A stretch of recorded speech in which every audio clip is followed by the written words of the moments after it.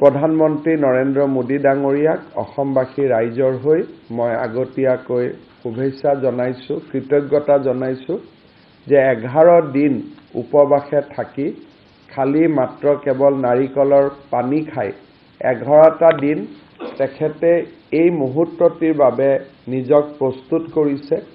কালিৰ দিনটো আমি সমগ্ৰ অসমতে অন্ততঃ 4 বজালৈকে মাছ মাংসৰ দোকান আমি বন্ধ ৰাখিবলৈ সবকে ইনষ্ট্ৰাকশন দিছোঁ যে কালি দিনটো আপ টু 4 PM অসমত যাতে মাছে হওক মাংসই হওক শাকা আমি যেটো কওঁ যে আমিষ যেটো ব্যৱস্থা সেইটো যাতে বন্ধ থাকে।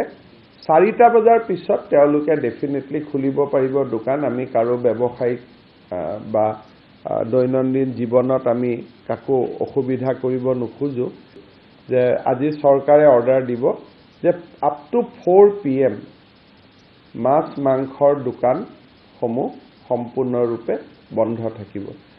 কিন্তু মইতো আহ্বান জনাম কালি দিনটো যিমানে আমি অন্ততঃ প্ৰাণ প্ৰতিষ্ঠাৰ মুহূৰ্তলৈকে আমি যিমানে উপবাসত থাকিব পাৰো আমাৰ সকলোৰে ভাল হ'ব, মংগল হ'ব।